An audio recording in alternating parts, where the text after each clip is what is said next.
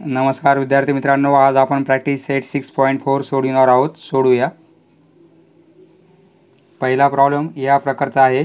Simplify करायचा आहे, म्हणजे ह्या एक्सप्रेशनचे आपणास फॅक्टर घेऊन काटाकाटी करून आन्सर काढायचा आहे. तर आता m² - n² आपल्याला हा फॉर्म्युला माहिती आहे. a² - b² म्हणजे एका ब्रॅकेटमध्ये a + b, एका ब्रॅकेटमध्ये a - b. त्याप्रमाणे m² - n² आहे, म्हणजे याला आपण असे लिहू शकतो m + n आणि m - n. त्याप्रमाणे याचे फॅक्टर काय येतील? एका ब्रॅकेटमध्ये m + n होईल आणि सेकंड ब्रॅकेटमध्ये येईल m - n. तर आता मित्रांनो, m + n आणि ब्रॅकेटचा स्क्वेअर आहे.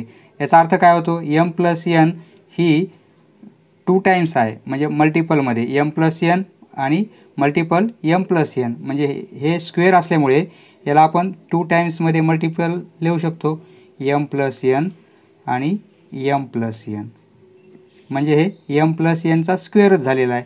याप्रमाणे आपण त्याचं फॅक्टर घेतलेले आहेत आणि ही टर्म आपण ॲज इट इज राहू देऊ. m² + mn + n². आता m³ - n³ म्हणजे a³ - b³ हा फॉर्म्युल्यावर आपण प्रॉब्लेम सॉल्व केलेले आहेत. तो फॉर्म्युला कसा होता आपला? a³ - b³ म्हणजे एका ब्रॅकेटमध्ये a - b आणि सेकंड ब्रॅकेटमध्ये a² + ab + b². त्याप्रमाणे हे आपणास सॉल्व करता येईल. एका ब्रॅकेटमध्ये काय येईल? m - n आणि सेकंड ब्रॅकेटमध्ये m² + ab आणि प्लस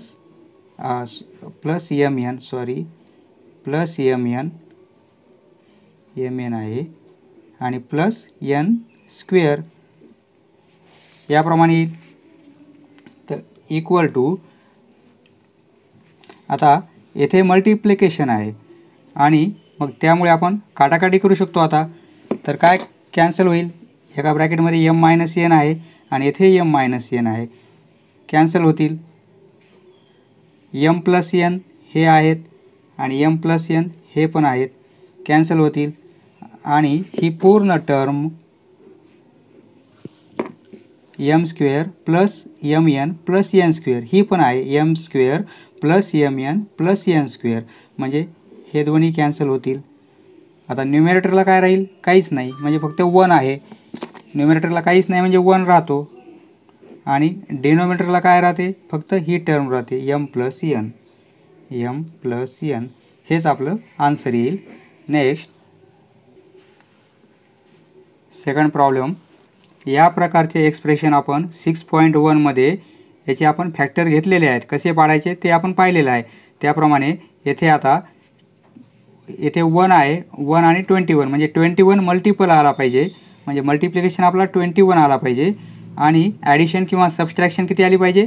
+10. तर आता कोणते आपले फॅक्टर येतील? यामध्ये जर 3 आणि 7 आहेत 2, म्हणजे 3 × 7 21 होतात आणि दोघांचा डिफरन्स किंवा ॲडिशन +3 + 7 10 होते. त्यामुळे 3a आणि 7a हे 2 फॅक्टर होतील आपणास आणि मल्टिप्लिकेशन दोघांचा +21 येईल. +21 आहे, म्हणजे याप्रमाणे ह्या एक्सप्रेशनचे फॅक्टर काय येतील? मग आपले a + 3 1 होईल आणि सेकंड फॅक्टर येईल a + 7. कसे काढायचे आपण हे डिटेलमध्ये 6.1 मध्ये सॉल्व केलेलं आहे. त्याप्रमाणे जास्त काही येथे विश्लेषण नाही करत. आणि a² + 6a - 7. आता म्हणजे 7 मल्टिप्लिकेशन आला पाहिजे आणि डिफरन्स किंवा ॲडिशन किती पाहिजे? +6, म्हणजे याचे 2 होतील 6 7 घ्यावं लागेल. 7 × 1 7 होईल आणि 7 प्लस घ्यावं लागेल आणि -1 घ्यावं लागेल, म्हणजे डिफरन्स मल्टिप्लिकेशन होईल -7 आणि यांचा ही सबस्ट्रॅक्शन होईल +6, म्हणजे हे फॅक्टर आपण काय घेणार याचे? a + 7 आणि ए मायनस 1 हे दोन फॅक्टर येतील आपले इंटू आता ए स्क्वेअर मायनस 1 आहे. ए स्क्वेअर मायनस 1 म्हणजे ए स्क्वेअर मायनस 1 स्क्वेअर असा अर्थ होईल. असं जर असेल तर एका ब्रॅकेटमध्ये ए प्लस 1 येईल आणि सेकंड ब्रॅकेटमध्ये ए मायनस 1 हे आन्सर येईल. असे फॅक्टर पडतील आपले, कारण फॉर्म्युला आहे आपला तसा ए स्क्वेअर मायनस बी स्क्वेअर, एका ब्रॅकेटमध्ये ए मायनस बी आणि सेकंड ब्रॅकेटमध्ये ए प्लस बी. त्याप्रमाणे याचे फॅक्टर काय येतील, ए प्लस 1 एका ब्रॅकेटमध्ये आणि एका ब्रॅकेटमध्ये ए मायनस 1 आणि ए प्लस 3 ॲज इट इज. आता काय काय कॅन्सल होते आपण कॅन्सल करू, कारण येथे मल्टिप्लिकेशन आहे. न्यूमरेटर डिनोमिनेटरचं काय कॅन्सल होते. आता ए प्लस 3 आहे न्यूमरेटरला, तर डिनोमिनेटरला पण आहे, कॅन्सल होतील. ए प्लस 1 ए मायनस 1 न्यूमरेटरला आहेत तर डिनोमिनेटरला आहेत, कॅन्सल होतील. ए प्लस 7 हे कॅन्सल होतील. सर्व टर्म कॅन्सल झाल्या, फक्त ही टर्म राहिलेली आपली ए प्लस 1, म्हणजे हेच आपलं आन्सर येईल. इक्वल टू ए प्लस 1 हे येईल आपलं आन्सर. नेक्स्ट या प्रॉब्लेममध्ये या प्रकारचे प्रॉब्लेम आपण 6.3 मध्ये सॉल्व केलेले आहेत. त्यामुळे 8 आहे तर 8x क्यूब असं लिहू. 8साठी आपण 2 लिहू शकतो, कारण 2चा क्यूब आहे म्हणून ही टर्म कशी लिहिणार 2x क्यूब असं जर लिहिलं तर काहीच फरक पडत नाही. मायनस 27 3चा क्यूब आहे म्हणून 3y आणि हे क्यूब करू म्हणजे 3चा क्यूब 27 होईल, yचा क्यूब yचा क्यूब.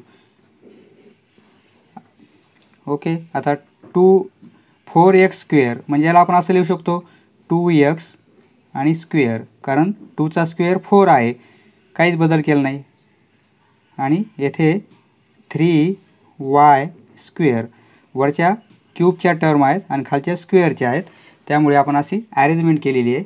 आता हा फॉर्म्युला तयार झाला a cube minus b cube. A cube minus b cube हा फॉर्म्युला आपला. एका ब्रॅकेटमध्ये ए मायनस बी, सेकंड ब्रॅकेटमध्ये a square plus a b plus b square, म्हणजे एसाठी काय होईल येथे ए इक्वल टू 2x आणि बीची व्हॅल्यू काय येईल 3y. मग आन्सर काय यायचं, एका ब्रॅकेटमध्ये ए मायनस बी म्हणजे 2x मायनस 3y एका ब्रॅकेटमध्ये येईल आणि सेकंड ब्रॅकेटमध्ये येईल ए स्क्वेअर म्हणजे 4x स्क्वेअर प्लस 6xy आणि plus 9y square 9y square direct केलेला राहील. आणि अपॉन 2x स्क्वेअर आणि 3x स्क्वेअर म्हणजे हा फॉर्म्युला कसा आहे ए स्क्वेअर मायनस बी स्क्वेअर या फॉर्ममध्ये आहे. याचा आन्सर काय असते, एका ब्रॅकेटमध्ये ए मायनस बी आणि सेकंड ब्रॅकेटमध्ये ए प्लस बी. याप्रमाणे आपण हे असं लिहू शकतो, एका ब्रॅकेटमध्ये ए म्हणजे 2x मायनस 3y एका ब्रॅकेटमध्ये येतील आणि सेकंड ब्रॅकेटमध्ये 2x प्लस 3y होतील. आता काय कॅन्सल होईल आपलं 2x मायनस 3y न्यूमरेटरला आहेत आणि डिनोमिनेटरलाही 2x मायनस 3y आहेत, कॅन्सल होतील. म्हणून देअरफॉर काय राहील आपलं 4x square plus 6xy plus 9y square आणि अपॉन 2x प्लस 3y हे येईल आपलं आन्सर. नेक्स्ट येथे आपणास या एक्सप्रेशनचे फॅक्टर घ्यावे लागतील, म्हणजे मल्टिप्लिकेशन किती आला पाहिजे 24 मायनस 24 आला पाहिजे आणि ॲडिशन किंवा सबस्ट्रॅक्शन किती यायला पाहिजे 5. तर कोणते येतील 8 आणि 3 येतील. 8 इंटू 3 24 होतील. आपणास -5 डिफरन्स पाहिजे, म्हणजे हा नंबर निगेटिव्ह घेऊ हा पॉझिटिव्ह घेऊ, म्हणजे -8मधून 3 जर मायनस प्लस झाले तर काय राहील -5 आणि दोघांचा मल्टिप्लिकेशन -24 येईल, म्हणजे हे दोन फॅक्टर येतील आपणास. तर येथे इक्वल टू याऐवजी काय लिहिणार आपण आता x मायनस 8 आणि x प्लस 3 सेकंड ब्रॅकेटमध्ये एक्स प्लस 3 हे factor as it is x plus 3 x plus 8 multiplication. आता यास आपणास 8चा स्क्वेअर आहे हा, म्हणजे एक्स स्क्वेअर मायनस 8चा स्क्वेअर आहे. 64 म्हणजे 8चा स्क्वेअर आहे, म्हणजे या a square minus b square, म्हणजे एका ब्रॅकेटमध्ये एक्स प्लस 8 लिहू शकतो आणि सेकंड ब्रॅकेटमध्ये एक्स मायनस 8 हे आन्सर येईल आपलं. त्याप्रमाणे मग येथे आपण एक्स प्लस 8 आणि एक्स मायनस 8 आणि येथे एक्स मायनस 8 ब्रॅकेटचा स्क्वेअर आहे, म्हणून ही टर्म आपण 2 टाइम्स लिहू. X minus 8 into x minus 8 म्हणजे एक्स मायनस 8चा स्क्वेअर झाला. आता कॅन्सल काय काय होईल आपण पाहू. एक्स मायनस 8 आहे न्यूमरेटरला, तर डिनोमिनेटरला ती टर्म आहे. आता येथे एक्स प्लस 3 आहे, तर येथे एक्स प्लस 3 आहे. एक्स मायनस 8 आहे, एक्स मायनस 8 आहे. एक्स प्लस 8 आहे, एक्स प्लस 8 आहे. म्हणजे सर्वच टर्म कॅन्सल झालेल्या आहेत. म्हणजे न्यूमरेटरला काय राहिलं 1 आणि डिनोमिनेटरला काहीच नाही, म्हणजे 1 1/1 म्हणजे आन्सर काय येईल आपलं 1. नेक्स्ट, आता येथे या एक्सप्रेशनचे फॅक्टर घेण्यासाठी आपणास 3 इंटू 2 6 होतील, म्हणजे -6 आपला मल्टिप्लिकेशन यायला पाहिजे आणि ॲडिशन किंवा सबस्ट्रॅक्शन किती यायला पाहिजे -1, म्हणजे -3 आणि 2 हे दोन फॅक्टर घेऊ शकतो, कारण 3 इंटू 2 6 होतील -6 आणि यांचं डिफरन्स येईल आपला -1. हे समजण्यासाठी 6.1 चॅप्टर कंप्लीट केल्यानंतर हे लगेच समजेल. इक्वल टू, आता याचे फॅक्टर आपले काय येतील मग 3x. येथे 3 होता आतापर्यंत, येथे कोइफिशियंट नव्हता, त्यामुळे आपण काय केलं होतं डायरेक्ट याचे फॅक्टर x मायनस 3 आणि x प्लस 2 असे लिहिले होते, पण येथे कोइफिशियंट असल्यामुळे असं इथं लिहिता येणार नाही. आपणास येथे कॉमन घ्यावं लागेल.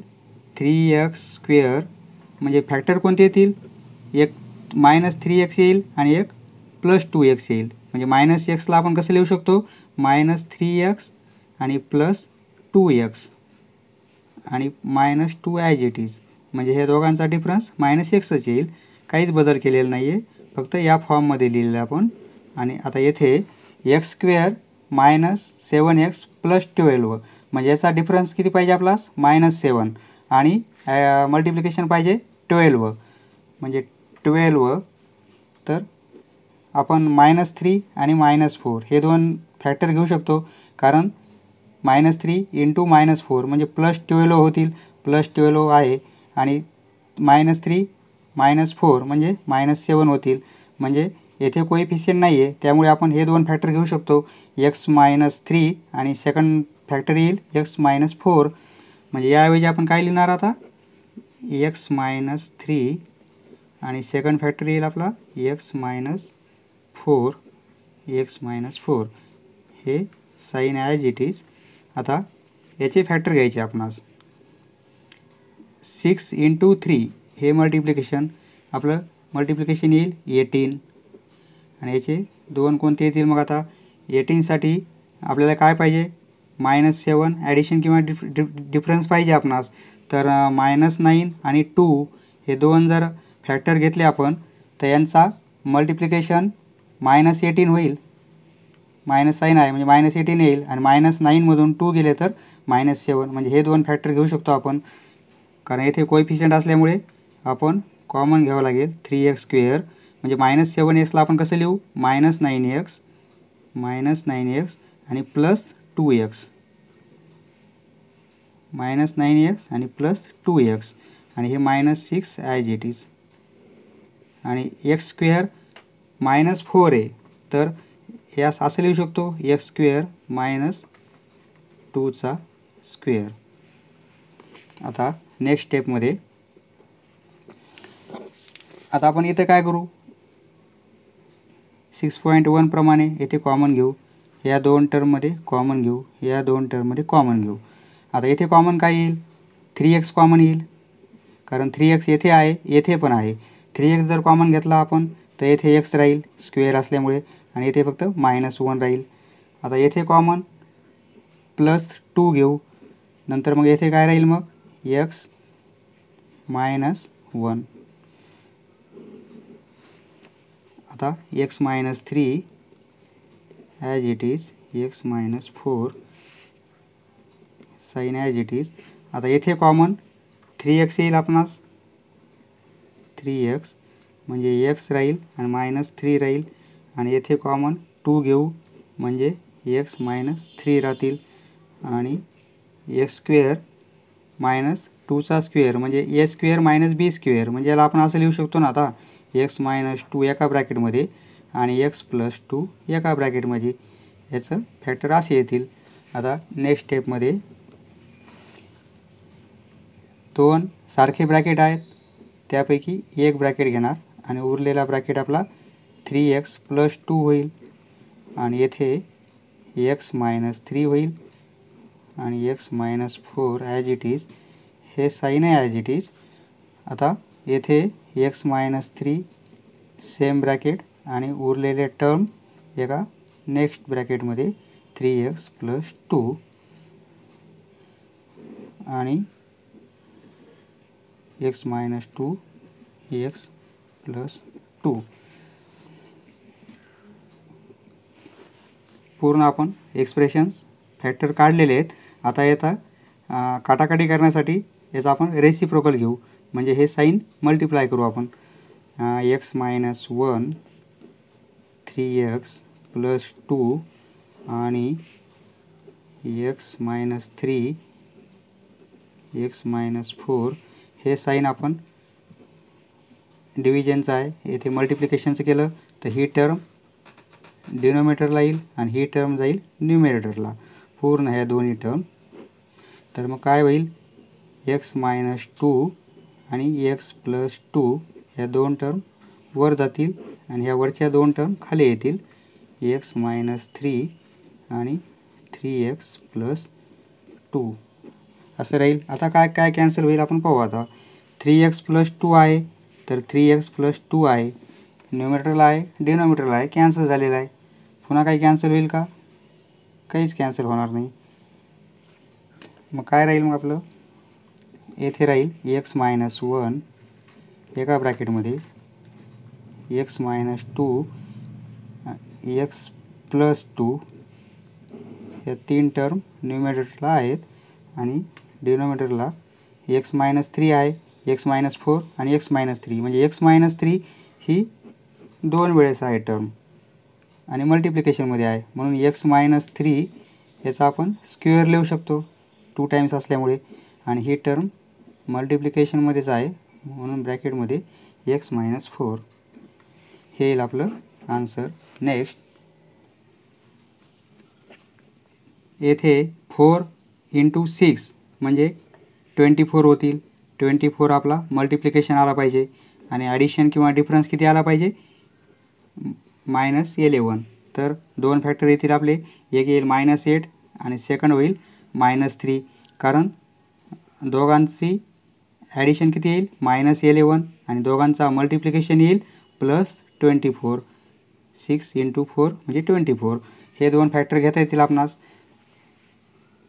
आता येथे 4 असल्यामुळे आपण कॉमन घ्यावं लागेल 4x² -11x या टर्मऐवजी आपण काय लिहिणार -8x आणि -3x आणि हे +6 ॲज इट इज म्हणजे हे दोघांची ॲडिशन -11xच येते. आणि येथे कसं लिहिणार 4x² आणि 9ला 3चा स्क्वेअर असं लिहू शकतो.